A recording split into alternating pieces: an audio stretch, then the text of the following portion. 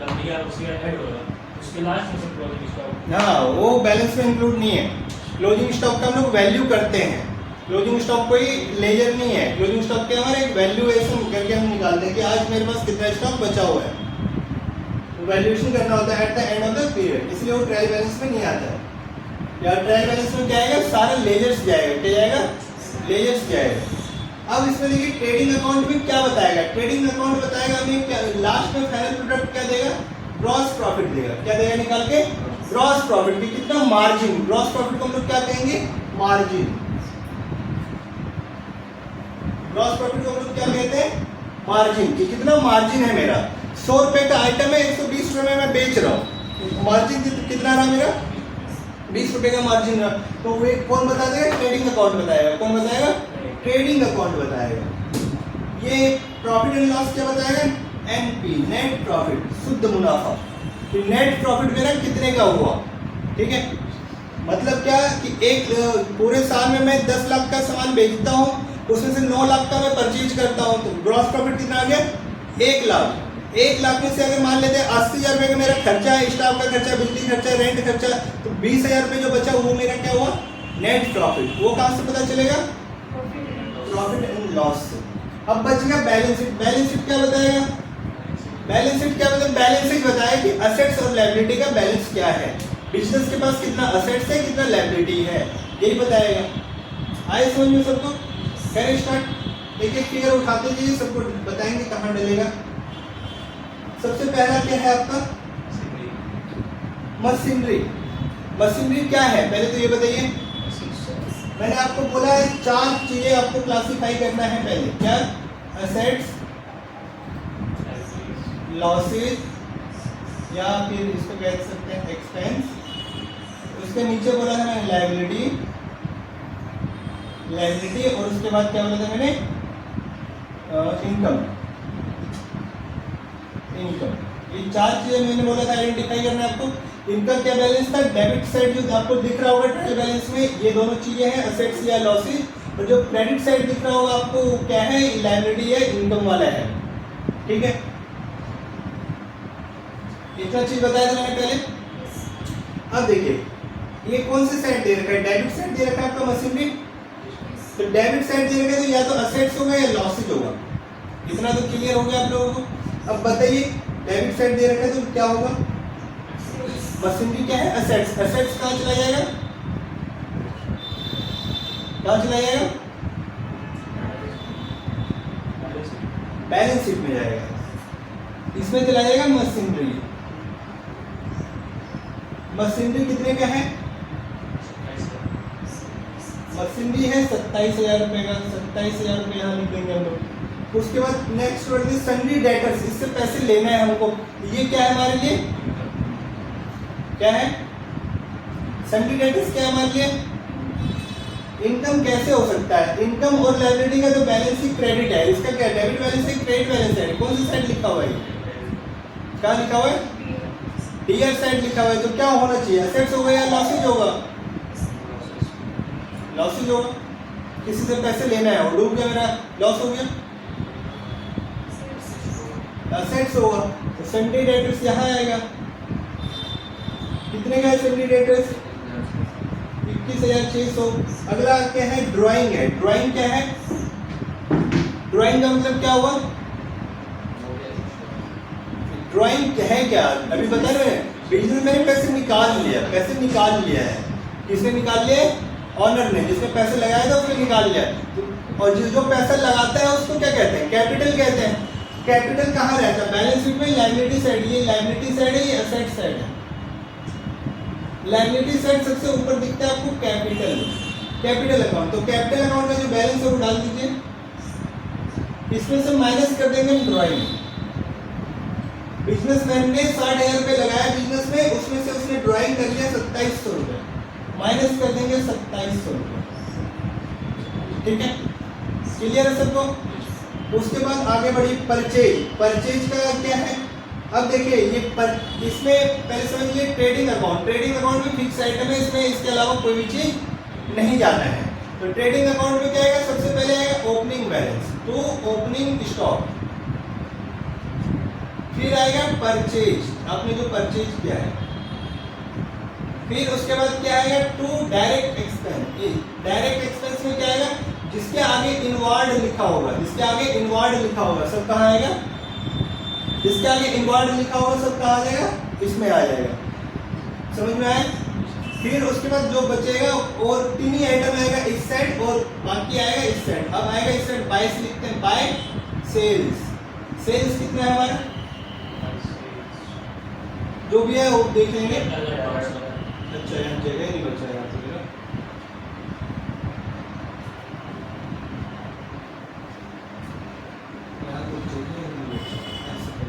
Sales यहाँ आ जाएगा और यहाँ उसके नीचे क्या आएगा, क्लोजिंग स्टॉक। बस इतना आइटम है इसके अंदर। इसके अंदर ट्रेडिंग अकाउंट के अंदर, ट्रेडिंग अकाउंट क्या बता रहे थे हम लोगों को, कितने का हमने मुनाफा हुआ, वो कैसे देखिए एक्सप्लेन करते हैं। मान लेते हैं 1 लाख रुपए का मेरे पास सामान स्टार्टिंग में था, कितने का, 1 लाख रुपए का सामान मेरे पास एग्जाम्पल दे रहा हूँ, 10,000 मान लें, 10,000 का स्टॉक मेरे पास था स्टार्टिंग में। मैंने परचेज किया ड्यूरिंग द ईयर 80,000 का, टोटल कितना हो गया 90,000। जो परचेज किया है इसको ढोके गोदाम तक लाने में मुझे लग गया 5,000 रुपये और। ये क्या हो गया, डायरेक्ट एक्सपेंस हो गया इनवर्ड, यानी दुकान तक लाने में जो खर्चा हो रहा है उसको क्या कहेंगे, डायरेक्ट एक्सपेंस इनवर्ड कह देंगे। समझ गए? तो ये कितना हो गया 5,000। टोटल कितना हो गया मेरा, अभी तक कितना कॉस्ट हो गया 23,000 रुपये। यार टोटल कॉस्ट कितना हो गया, 10,000 या 80,000, 90, 95, क्या हुआ, अच्छा तो टोटल कॉस्ट 95,000 आ गया। अब मान लेते हैं मैंने बिक्री कर दिया ड्यूरिंग द ईयर, मैंने कितने का बेच दिया आइटम, कितने का, वो तो अलग है, एग्जांपल दे रहा हूँ मैं, इतना एग्जांपल दे रहा हूँ मैं, कितने का 90,000 का मान लेते हैं मैंने सेल कर दिया, कितने का 90,000 का सेल कर दिया। और जब ईयर एंड हुआ तो मैंने अपना स्टॉक देखा कि ये आइटम इतना पड़ा, ये आइटम इतना पड़ा, ये आइटम इतना पड़ा हुआ है। जब मैंने स्टॉक मैच किया तो मुझे पता चला कि मेरे पास में 25,000 का भी स्टॉक बचा हुआ है। कितने का, 25,000 का स्टॉक बचा हुआ है। तो अब बताइए मेरा मुनाफा, ग्रॉस प्रॉफिट कितना होगा, बताइए ग्रॉस प्रॉफिट कितना होगा।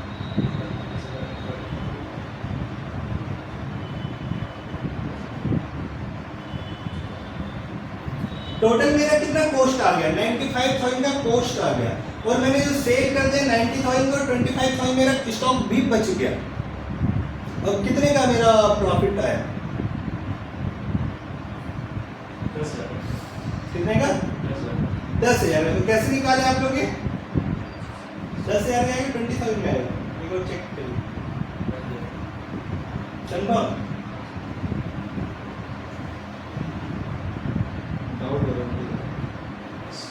कैलकुलेशन देख लिया करके आप लोग,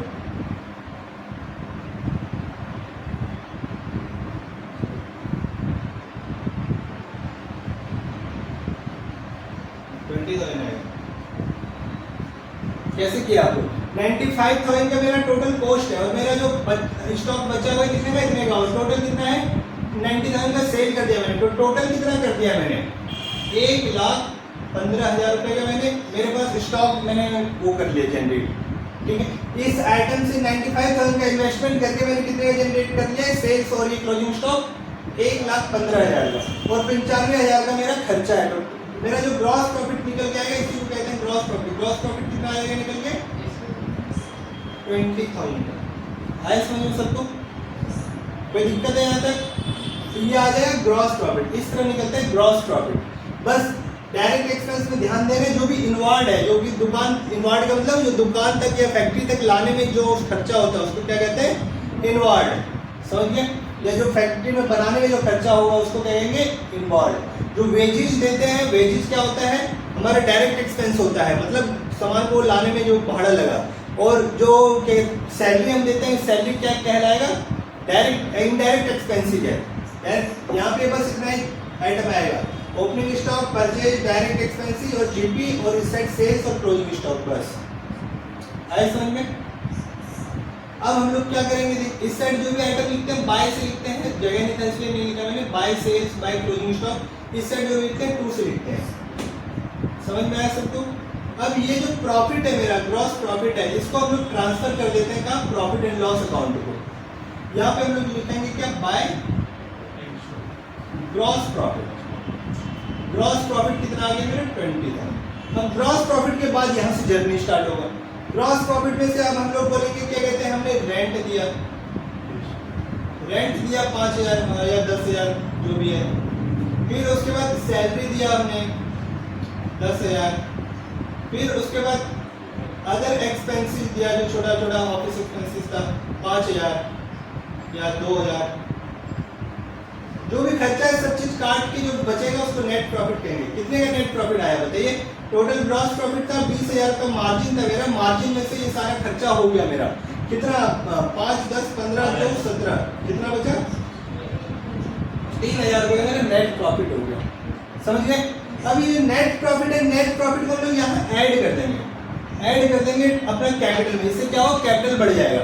60,000 रुपये का मेरा पूंजी लगा हुआ था, 60,000 में से 2,000 रुपये मान लेते हम या 20,000 रुपये निकाल लिए अपने खर्चे के लिए, कितना बचे? 40,000। और मैंने फिर 10,000 रुपये और कमा लिया, तो वो कैपिटल क्या करेगा?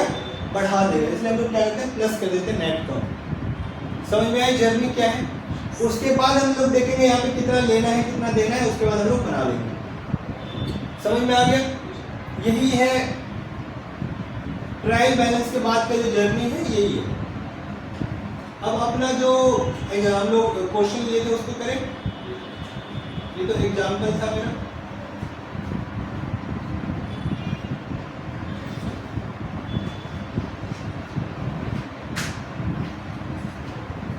अब आप लोग जल्दी जल्दी देख के बताते दीजिए, ट्रेडिंग अकाउंट बनवाइए मुझसे पहले, या सबको इकट्ठा बनाए कि अलग अलग बनाए?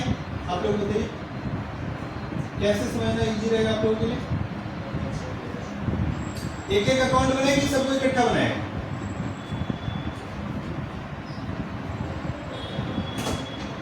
कुछ नहीं बोलिएगा आप लोग। क्या? ट्रेडिंग अकाउंट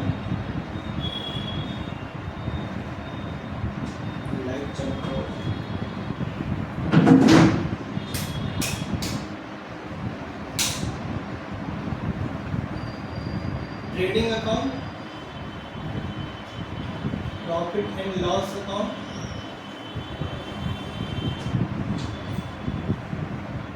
बताइए कैसे पढ़े हम लोग? एक एक करके इकट्ठा एक एक फिगर उठाते जाते हैं, हम लोग करते जाते हैं। पहले ट्रेडिंग अकाउंट तो फिक्स है, उसमें तो कोई आइटम नहीं होना, तो इसका लिख लेते हैं हम लोग। क्या क्या है? To opening stock, by sales, by closing stock. अगर सेल्स रिटर्न होगा तो इसमें क्या कर देंगे हम लोग? माइनस कर देंगे। सेल्स मान लेते हैं 1,10,000 का था, उसमें से रिटर्न कर दिया 5,000, तो 5,000 माइनस करके जो फिगर बचेगा वो लिखेंगे। ठीक है? तो हमारे पास सेल्स रिटर्न का तो कुछ डेटा नहीं है। मान लेते हैं कि जो फिगर दे रखा वो माइनस करके ऑलरेडी दे रखा। तो अब हम लोग इस साइड लिखेंगे टू परचेज, उसके बाद क्या? टू डायरेक्ट एक्सपेंस, एक्सपेंस में direct expense, to gross profit, ये आ जाएगा। फिर हम लोग क्या करेंगे? इस ग्रॉस प्रॉफिट को यहाँ कर देंगे बाय जीपी। यही था। अब चलिए हम लोग एग्जाम्पल पे चलते हैं। क्या ग्रॉस प्रॉफिट तो लास्ट में होगा ना? क्या होगा? ट्रेडिंग अकाउंट में ग्रॉस प्रॉफिट को निकालना पड़ेगा। लिखिए तो ग्रॉस प्रॉफिट उसमें ऐड क्या भी करना है सर। क्या ऐड करना है? जैसे ग्रॉस प्रॉफिट लिख लेगा तब क्रेडिट और मतलब डेबिट को जोड़ के तो फिर ऐड भी करना है। क्या ऐड करना है?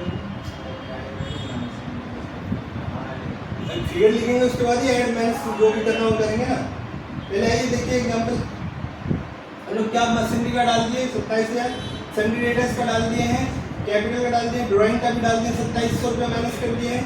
परचेज, परचेज लिखना हम लोग, परचेज कहाँ जाएगा तो हम लोगों को पता है ट्रेडिंग अकाउंट में परचेज जाएगा। ठीक है? परचेज किसका आइटम है?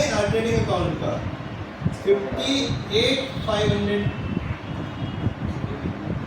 क्या चमक रहा है? अब दिख रहा है? ठीक है। उसके बाद वेजेज, वेजेज कितना है हमारा? वेजेज कहाँ जाएगा? वेजेज क्या होता है?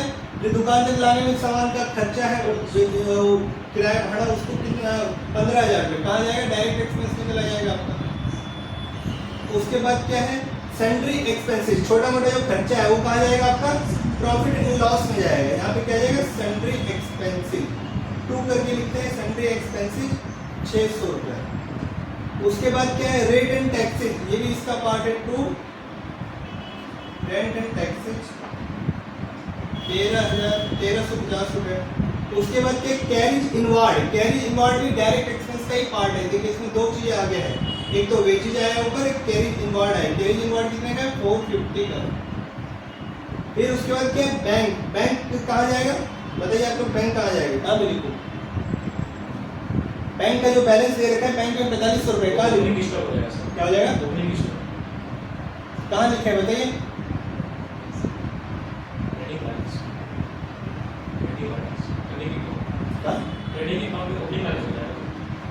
ओपनिंग स्टॉक का बैलेंस आएगा यहाँ, ना कि ओपनिंग बैंक बैलेंस आएगा। ओपनिंग स्टॉक का दे रखा है इसमें, देखिए ओपनिंग स्टॉक का दे रखा है वैल्यू कहीं इस वाले स्टेटमेंट में देखिए दे रखा है, वो वाला बैलेंस जाएगा वहाँ, बैंक अकाउंट का बैलेंस नहीं जाएगा। बैंक अकाउंट क्या है आपका बताइए, बैंक में पैसा है तो क्या है, असेट से लायबिलिटी लॉस से क्या है, असेट का है तो बैलेंस शीट में असेट साइड जाएगा। बैंक का बैलेंस बताइए कितना है, बैंक का बैलेंस कितना है, 4500 रुपये। हाँ उसके बाद क्या है, bank opening stock, opening stock कितना है, 6000 रुपये। फिर उसके बाद क्या है, कैपिटल का डाल चुके हैं। बिल्स पेबल, बिल्स पेबल कितना है, 2800। बिल्स पेबल का क्या मतलब होता है, किसी का बिल है उसका भी पेमेंट हम लोगों को करना है, जैसे सैलरी रेटर्स होता है, क्रेडिटर्स होता है, वैसे ही होता है। तो बिल्स पेबल है, किसी को पे करना है आपको 2800 रुपये, तो कौन सी साइड कहाँ जाएगा बताइए, लायबिलिटी साइड जाएगा, बिल्कुल सही। बिल्स पेबल कितना है, बिल्स पेबल 2800 रुपये। उसके बाद क्या है, सैंडी क्रेडिटर्स, सैंडी क्रेडिटर्स कितने हैं, 1400। ये कहाँ जाएगा सैंडी क्रेडिटर्स, सैंडी क्रेडिटर्स कहाँ जाएगा बताइए आप लोग, क्या है सैंडी क्रेडिटर्स का मतलब क्या है, सैंडी क्रेडिटर्स का बैलेंस है 1400 रुपया, किसी को हमें पैसा देना है 1400 रुपया, कहाँ जाएगा, बस लायबिलिटी साइड जाएगा 1400 रुपया। उसके बाद क्या है, सेल्स, सेल्स कहाँ जाएगा, सेल्स का फिक्स है आपका, सेल्स कहाँ जाएगा 73,500। इतना ही आइटम था, काम कंप्लीट, अब और कुछ नहीं रह गया। एक चीज लेकिन लास्ट में दे रखा है, इसमें क्या सबसे नीचे दे रखा है, क्लोजिंग स्टॉक का वैल्यू, जो हमने देखा है स्टॉक का वैल्यू की, कितने का स्टॉक बचा है मेरे पास, कितने का बचा हुआ, 22,400, 22,400। मोबाइल साइड में रख दीजिए। अब सब चीज एक एक करके देखते जाते हैं, क्लोज करते जाते हैं। सबसे पहले इस अकाउंट को क्लोज करेंगे, क्लोज करिए तो इस साइड का पहले टोटल करते हैं, कितना आ जाएगा 900, और ये कितना आ जाएगा 3 तो 5 और 7 तो 9, 95,900। तो इस साइड का भी टोटल आना चाहिए 95,900, समझ गए। अब कैसे आएगा, इसमें सब चीज माइनस करते जाइए, जो इतना यहाँ से यहाँ तक जो भी बचेगा वो आ जाएगा आपका ग्रॉस प्रॉफिट, ठीक है। यानी इतने का मेरा वैल्यू जनरेट हुआ है, उसके लिए कितना कॉस्ट मैंने इनकट किया है 6, और ये जोड़ते ये कितना होगा बताइए मुझे, 89,950 टोटल सबको माइनस करके बताइए,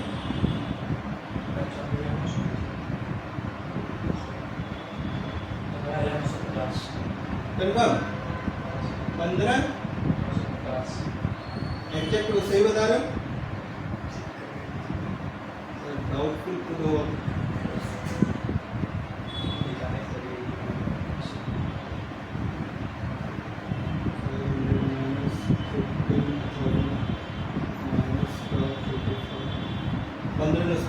सही है 15,950। और भी अगर यहाँ पे और तो कोई आइटम है नहीं, बस 2 ही आइटम, 2 ही खर्चा दिख रहा है, और कोई खर्चा दिखता है तो हम लोग यहाँ पे डाल देते, ठीक है। अब इसको इसमें माइनस कर देंगे तो हम लोग क्या मिलेगा, यहाँ पे क्या मिलेगा, क्या, हाँ 2NP net profit.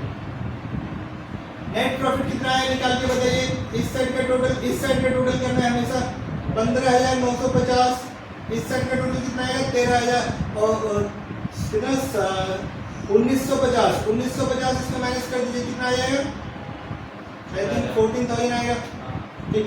Net profit कितना आ गया मेरा 14,000 रुपये।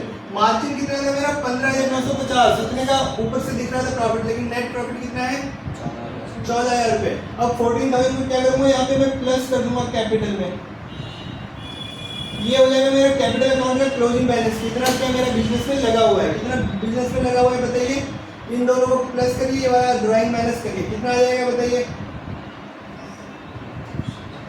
बताइए कितना होगा, 74,000 में से 27 माइनस करिए,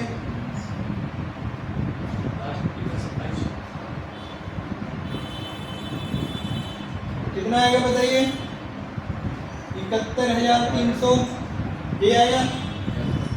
अब इन सबको प्लस करके बताइए बैलेंस कितना है, और इन साइड का टोटल करके बैलेंस बताइए कितना है, जल्दी बताइए जल्दी।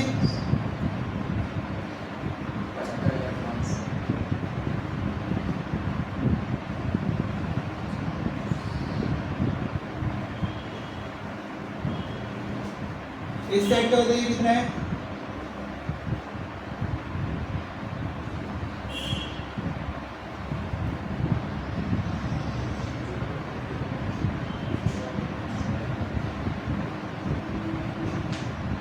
एक चीज और बताइए, इस सेट का टोटल बताइए कितना है,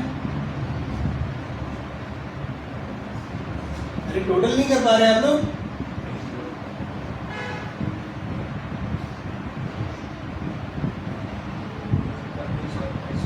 अरे यार टोटल नहीं हो रहा आप लोग से, 200 कहाँ से हो जाएगा, 8 3 11 11 से 15, 1 1 2 2 4 4 1 5 7 75,500 आएगा। मोबाइल है फिर भी टोटल नहीं कर पा रहे। अब देखिए दोनों से डिफरेंस आया, क्यों डिफरेंस आया, क्यों डिफरेंस आया, क्योंकि जो क्लोजिंग स्टॉक था, क्लोजिंग स्टॉक ट्रायल बैलेंस में नहीं था, और जो चीज ट्रायल बैलेंस में नहीं रहेगा वो दो जगह जाएगा, जो चीज ट्रायल बैलेंस में नहीं रहेगा वो दो जगह जाएगा। क्लोजिंग स्टॉक ट्रायल बैलेंस में नहीं होता है, एक जगह तो यहाँ डाल दिए, एक आपका यहाँ भी जाएगा, आपका स्टॉक जो है स्टॉक बचा हुआ है, तो आपके लिए क्या है असेट्स है, तो असेट्स यहाँ पे जाएगा, क्लोजिंग स्टॉक कितना है, क्लोजिंग स्टॉक 22,400, ऐड करिए इसको, देखिए टोटल इस साइड के बराबर आता है कि नहीं आता है, आ गया तो आपका आंसर ठीक, आपका जो सॉल्यूशन है सब ठीक है, नहीं आया तो गड़बड़ है, टोटल करके देखिए।